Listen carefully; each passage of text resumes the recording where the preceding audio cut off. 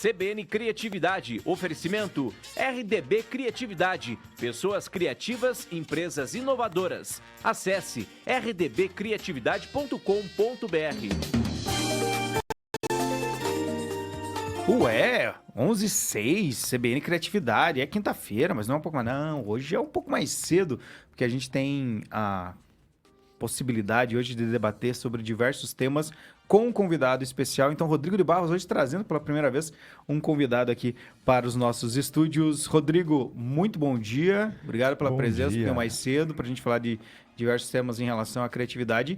E faça as honras, como eu sempre digo para os nossos colunistas que trazem seus convidados. Legal, bom dia a todos e a todas, ouvintes da CBN. Primeira vez que a gente traz um convidado aqui na coluna CBN Criatividade. Essa é uma coluna super especial, então a gente só traz pessoas especiais mesmo, né? Então, ao meu lado, do Serafim, uma das referências em criatividade e inovação no nosso país. Tem uma história de vida linda, tem uma história de trabalho linda também. Palestrou ontem na cidade e é um dos responsáveis pelo Dia Mundial da Criatividade, que teve a sua primeira edição em Ponta Grossa em abril desse ano. Do Serafim, com bom você. Dia, Edu. Tudo bem? Dia. Prazer. Tudo bem, pessoal? Uma honra participar aqui de CBN em Ponta Grossa, esse momento de criatividade. E obrigado pela essa apresentação bonita, pomposa, Rodrigo, né? E que você foi o líder desse primeiro Dia Mundial aqui em Ponta Grossa.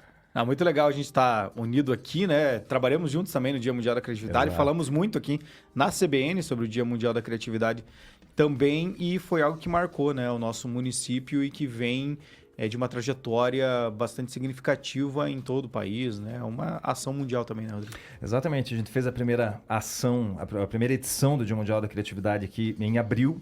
Agora a gente já passou o bastão, né, da liderança local, que é um dos princípios desse movimento colaborativo que é super legal, não deixar na mão das mesmas pessoas, não.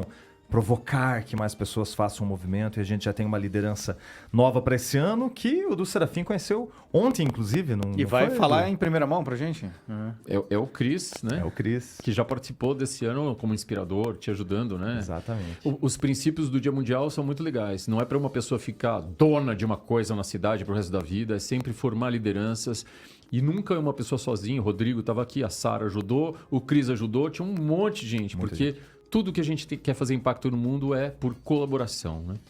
Possivelmente o Rodrigo vai colaborar no ano que vem também, mas não como líder, né, do processo, né? Porque é essa transição. Du, conta pra gente um pouco sobre a sua trajetória e a importância da criatividade no seu dia a dia e de passar essa mensagem para a população, a partir de eventos, a partir de palestras, né? Que uma delas você deu ontem aqui na cidade de Ponta Grossa, enfim. Pô, eu sou um veterano dessas de palestras. Comecei a fazer palestra sobre criatividade em 98, 99. Tem muita gente que escuta aí, porra, mas eu não nasci nesse ano. Mas é legal. Tava lá na estrada e no começo era inconsciente, porque eu já tentava colocar criatividade para jogar na vida ali quando... Redação na quinta série. Pô, pra mim era um prato cheio, assim. Falei, cara, vou imaginar e fazer umas histórias legais, divertidas, colocar meus amigos na história, etc. Criar jogos com as minhas regras. Aí chego na universidade, fazer uma apresentação. Sabe aquela apresentação que as pessoas geralmente... A gente divide o texto em nós três aqui, aí cada um lê só o pedacinho que lhe cabe, aí todo mundo dorme assistindo. Não, chegava na faculdade, pô, vamos fazer um negócio diferente, vamos compor uma música para falar sobre a teoria econômica. E assim vai. E isso eu fui aprender. Depois, conscientemente, para dar palestra e aula, aí eu fui estudar e fui entendendo que Rodrigo é mestre nessa história, né, cara? Com a RDB, que criatividade é algo que a gente... pode usar na vida. Muita gente que não se acha criativa, eu e você, Rodrigo, a gente mostra e prova que as pessoas são nas pequenas coisas da vida, nas grandes e pequenas coisas da vida. Quando você está pensando... Exemplos, hein? Todo aniversário que eu faço uma coisa para ser memorável. Toda semana eu vou na minha geladeira, eu vou improvisar algum ingrediente, fazer uma combinação. O meu gato tem 25 apelidos para cada situação. Variações criativas. Caramba. Eu pego uma música que eu escuto, eu altero um verso, altero. A gente está sempre... Sabe aquela teia de aranha que fica no alto e eu não consigo alcançar. Eu vou lá e crio Né? Meu filho que é cadeirante, chega numa mesa que não entra a cadeira de baixo. Eu vou lá, coloco uns livros, alguma coisa em cima para subir. A gente faz isso todo dia. E aí quando a gente chega na vida e faz isso em 1000 oportunidades, você chega na tua empresa com a mesma nutrição, com esse comportamento, encontra pessoas como nós aqui, 3 aqui, entusiasmados, a gente muda o mundo, né? Eu só fiquei preocupado tanto de personalidade que esse gato deve ter, né? Que já não é muito fácil, né? Não, esse cada Imagine apelido tem com 7 25 vidas, né? Cada apelido tem 7 vidas também. Imagina quantas Nossa, vidas, aí, né? não, tá tranquilo, ele vai viver a de eterno. Mas é muito Fantástico. bacana isso não sei se o Rodrigo quer fazer algum apontamento, mas seguir. da necessidade de a gente trabalhar esse tipo de ações e incentivar isso da criatividade para a gente fazer a nossa vida, no nosso lazer, no nosso dia a dia melhor e mais satisfatória, mas também no nosso próprio ambiente de trabalho, torná-lo mais saudável a partir da criatividade também, né? Ponto perfeito, e eu e o Rodrigo, a gente luta muito com essa história. Porque as empresas estão muito influenciadas por uma visão racionalista, extrema, científica, que é muito importante. Dados e produtividade, claro, que tem focos, mas exagerou na dose, né? Exagera. Tudo que desequilibra é nocivo, faz mal, né? Então a gente precisa resgatar, e a criatividade e a resiliência e a vulnerabilidade e o afeto são sentimentos que a gente também tem que trazer de volta para o mundo corporativo. Então a gente fala que na vida eu não fico criativo quando eu entro, né? Você entra na CBN aqui, você fica mais criativo necessariamente só quando entra aqui? Ou quando conecta no Teams ou no Google Meet? Não. Ou você já nutre isso na tua vida, com os teus filhos, no fim de semana, no aniversário, né? Nas férias, na atividade de sempre. E aí, quando a gente é integral, a gente não tem vida separada. Aí você chega na organização, você entra, que tem uma cultura, que tem um sistema, algumas ferramentas que te ajudam, aí faz um casamento perfeito, né? Então, a gente tem que nutrir isso na nossa vida. E quando a gente chega na organização, nós aqui lutamos muito para que as organizações se abram um pouco para manter o foco, a produtividade, o resultado que precisa, faz parte na evolução e tal, mas que equilibre com essa visão que é de saúde mental, de confiança, de segurança psicológica. Faz sentido, Rodrigo? Faz total sentido. Tô aqui só aprendendo e ouvindo hoje. Né? Concordo contigo. Isso é fundamental, né, Rodrigo? Para que você tenha esse ambiente e aí você possa, por consequência, gerar ainda mais produtividade de uma forma saudável, mas com inovação, né? Pessoas exaustas não conseguem inovar. Não né? conseguem. A gente tem falado um pouco sobre isso em outros momentos da coluna, né? Aqui da nossa coluna CBN Criatividade, que é justamente o quanto que esse excesso, esse frenesi da produtividade, esse frenesi do pense fora da caixa, esse frenesi de alcançar sempre o próximo degrau, de você ter que sempre fazer mais, sempre estar tendo que fazer algo diferente, o quanto que isso tem cansado e esgotado.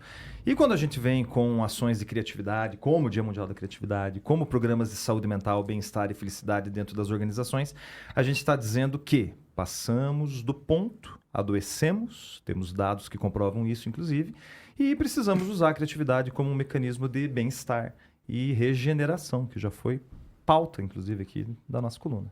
Não é trabalhar mais ou trabalhar menos, mas é trabalhar melhor e com mais saúde, né? Você trabalhar melhor e não viver para o trabalhar, mas trabalhar para viver. Mas é aquilo também, né? Se para quem está ouvindo, assim, vamos colocar lá 8 horas de trabalho por dia, né?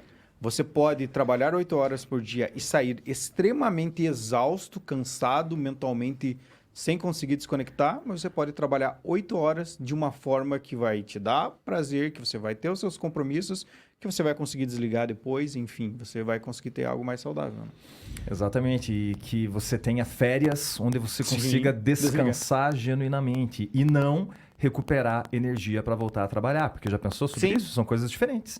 Você tira férias para descansar ou tira férias para recuperar energia para o trabalho? Se você recupera energia para o trabalho, inclusive as suas férias estão orientadas ao trabalho, então isso é danoso, né? Então precisamos aí de leis, né, na Austrália para que você não precise responder a mensagem do chefe. Exatamente. O que a gente estava mencionando, né, a gente já está preparando, né, um programa a respeito disso e agora conta com essa possibilidade do Serafim falar com a gente sobre a necessidade da criatividade e também da inclusão de pessoas com deficiência pelas empresas, pelos sistemas, enfim, e baseado também na criatividade, né? Exatamente. O legal é que nós temos um convidado super especial hoje, que é o Du Serafim, que tem lugar de fala nessa pauta, né? Para a gente falar sobre criatividade, pessoas PCD, o que certas limitações fazem com a potência criativa de pessoas PCD. E o Du Serafim é pai, inclusive, de um atleta paralímpico e tem muito a nos ensinar sobre esse assunto. E aí, Serafim, como é esse lance da criatividade com seu filhinho? O que você já aprendeu com ele em termos de criatividade? Como que você vê o desenvolvimento da criatividade dele? Você sabe que eu sou um pai atípico, né? Como falam por aí. Tipo, meu filho, com 1 ano, eu descobri que ele tinha uma doença genética degenerativa brava ali, com aquela previsão de que ia durar 2, 3 anos. E aí a gente nunca quer acreditar, então a gente faz a criatividade disso aí. Cara, essa barreira aí não vai existir. Vou fazer o diálogo pra... E ele tá com 19 anos, entrou na USP e ele foi campeão, aliás, em Curitiba, perto daqui de Ponta Grossa, que os campeonatos sub-21 de boccia paralímpica acontecem geralmente ali no Sesc, né? De Curitiba. Legal. Foi campeão brasileiro em abril desse ano. Uau. Aqui. Pô, Muito legal. muito legal, né? E sabe o que eu acho uma coisa importante para nós, para nossa própria transformação, antes de chegar na criatividade da pessoa com deficiência, eventualmente, se isso fizer sentido, mas eu era muito distante do universo de pessoas com deficiência e de outras coisas, porque onde eu estudei não tinha um aluno preto, uma aluna preta não tinha, um perfil socioeconômico muito parecido, pessoa com deficiência nunca tinha visto ali perto de mim, né? Na família não tinha, então foi transformador, porque eu aprendi demais e tem sido muito... E é uma jornada que quando você entra, você fala, cara, que ainda bem que... É óbvio que eu não queria que meu filho tivesse nascido. Isso não é romântico, não. Sim. Mas eu gosto muito mais de mim e acho que eu aprendi muita coisa por tê-lo ali na vida. E quando, por exemplo, a gente vai no camping paralímpico, a gente fica uma semana hospedado lá no Comitê Paralímpico Brasileiro, é uma ilha de excelência maravilhosa que tem lá em São Paulo. 1000 famílias, pessoas que não são coitadinhas, não querem ser heróis, nem coitados, não é superação. Estão lá vivendo um universo que aí sim, eles se encontram, se veem, né? Você vai no shopping, você vê uma pessoa cadeirante. Lá tem 1 bilhão, cada uma com uma coisa, todo mundo feliz, todo mundo estimulado para alta performance, competindo com alta performance. Meu filho lá se encontrou e eu vou junto, porque eu jogo com ele na modalidade dele, né? Eu sou um assistente de quadra na categoria dele. Então, além da cumplicidade pai e filho tradicional, eu sou um cúmplice ali de quadra, de esporte. Putz, me transformou muito, né? Assim, é uma jornada muito legal. Viver realidades faz com que a gente se humanize mais, né? Então, nesse caso da pessoa com deficiência, no caso da gente andar pela cidade em locais mais pobres, em estar conversando com pessoas pretas, como o senhor mencionou, LGBT, que ia mais, enfim. Exato. Isso, a gente estar junto nesse processo que faz com que a gente consiga entender, não viver aquilo de fato, mas entender um pouco melhor e se humanizar mais com essas ações. Cara, esse é o ponto, é o ponto. Que eu tento defender muito essa história de quando a gente fala de desenvolvimento de liderança e tal, cara, é viver a vida real. Você pode fazer o curso, o MBA, o sei lá o que, o pós-MBA. Cara, mas vai lá viver a vida real um pouco. Então, hoje em dia, eu fico nos meus cursos, palestras, falando assim, ó, cara, o CEO que não sabe o preço do litro de leite, ou que não troca fralda, ou que não vai no filho, ou que não sai de algumas reuniões muito importantes para ir lá ver a filha jogar futebol, o filho dança balé. Hoje em dia, tudo né? Pode Que ser não vai de tudo. ônibus pro trabalho? Cara, putz, ele precisa... Cara, Né? quando Cara, você vai vê de um líder que faz isso e vê também a vida real, além da ultra especialização de ir lá para a matriz nos Estados Unidos, na Suíça, esse cara tem valor para mim, porque ele sabe a vida real. Eu vi isso na minha vida e a gente, né, que tem pouco contato, como eu, pessoas pretas, etc., LGBT, cara, vai lá e dá um jeito de se conectar, mas na vida real com essas pessoas. Você se transforma, se a gente fala de criatividade... Você vai aprender a ser empático, a ter compassivo, a entender pontos de vista diferentes. E aí você se transforma. E transforma a sua capacidade criativa de associação de ideias, de impacto no mundo, né? Isso é uma parte importante. Fantástico. E acaba contribuindo para que a gente tenha uma compreensão da diversidade da vida, né? Porque o que não é diverso no mundo? O que não é? Se a gente olha para fora, para uma paisagem natural, a gente vê plantas de diferentes espécies, a gente vê o cavalinho, a vaquinha, o patinho, o peixe. A gente vê uma diversidade absurda no mundo. Hoje está chovendo, amanhã vai estar sol, né? O clima é diverso. Temos 4 estações e não uma. Ou seja, a diversidade é um mecanismo de geração de vida. E quando a gente entra em contato com as diversidades do nosso mundo humano, digamos assim, a gente precisa abrir os nossos olhos para abrir a nossa mente. Com certeza, né? Não, pode ir. Não, e quando você fala, né, da perspectiva da pessoa com deficiência, eu participei bastante de alguns grupos de afinidade, quando eu estava na 3M, né? Você perguntou, eu fiquei 30 anos na 3M como executivo. Atuei junto à REIS, que é a rede de empregabilidade, né, de inclusão social, rede empresarial de inclusão social voltada para a empregabilidade de pessoas com deficiência. Legal. Então tem lá alguns princípios que a gente fala, nada sobre nós sem nós, que é o lema das pessoas com deficiência, da ONU, lá, etc. Então eu vou lá conviver, eu vou aprender um monte, observando, interagindo, mas quando você for fazer alguma coisa, dá voz para eles, né? Então a gente vai lá, assim, eu no WCD, eu quero trazer gente, trago gente para falar, para ter voz no microfone, para dar palestra. Se a gente vai montar um desenho, como é que é? Putz, eu vou perguntar para a pessoa como tem que ser. A pessoa com deficiência com voz ou qualquer grupo minorizado, né? Isso é importante demais quando a gente está querendo criar projetos inovadores, criativos. Você traz o grupo, mas você dá voz para eles, né? Para dirigir junto contigo, né? Fantástico. A outra coisa que é de inclusão mesmo, que é estar junto. Então, é sempre lá, escola, estudar, estar junto, não é segregado, não é separado. A gente estava falando de Paralimpíadas. Espero que as pessoas ainda estejam curtindo e torcendo, né? Você falou ali, vamos lá, o país é uma potência paralímpica. Meu filho às vezes pergunta com essa visão criativa, assim, de provocação. Mas por que é separado? Por que tem a Olimpíada e depois tem um intervalo e aí tem a Paralimpíada, que tem muito menos visibilidade, que a TV aberta quase não dá. Passa, né? A gente falou isso ontem. Nada sobre nós sem nós. Então, na perspectiva dele, ele falou assim, não é que tem que jogar junto, hein? Pô, o cara que corre e o cara com deficiência corre. Não é isso aí. Mas por que não é um quadro de medalhas único, que a competição continua ou é paralela e vai somando? Porque o preto, o gay, tá todo mundo correndo lá junto, jogando as coisas, mas o pessoa com deficiência tá num outro momento, com outro nome. Esse tipo de coisa que é essa perspectiva. Uma pessoa, quando você escuta, sei lá se é factível, não sei o que vocês acham, mas que é uma provocação criativa, Isso é muito, né? Você olha, você refletir sobre.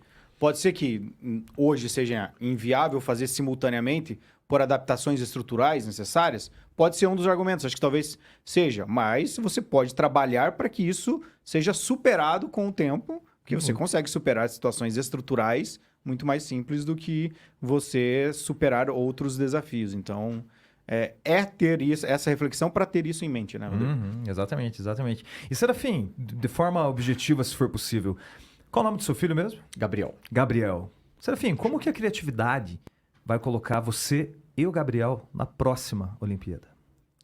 Isso a gente está treinando, né? A gente tem que... É tudo uma jornada. Quando a gente fala em inovação, é tudo jornada. Você tem que arregar... Eu não vou ter uma ideia genial e isso vai acontecer milagrosamente. Eu contava a verdadeira história do post-it, né? Cara, nunca é assim, o cara errou o adesivo e virou o post-it. Contei ontem na palestra aqui em Ponta Grossa, né? Não, cara, é muito mais complexo. Entre outras coisas, a gente tem um caminho a percorrer. Tem o Campeonato Paulista, Regional, Brasileiro, e tem que treinar. Mas meu filho já está numa hora. Só se eu treinar, eu vou ser parecido com os outros caras que já treinam muito. Eu preciso ter estratégias diferentes de jogos diferentes. Vou ver outros jogadores, vou testar algumas coisas diferentes. Legal. Então a gente está pensando lá, como é que a gente chega lá? Fantástico. Quero agradecer ao Du Serafim e ao Rodrigo de Barros aí por essa oportunidade. Dava para a gente ficar falando aqui por muito mais tempo. Obrigado aos dois. Obrigado. Muito obrigado.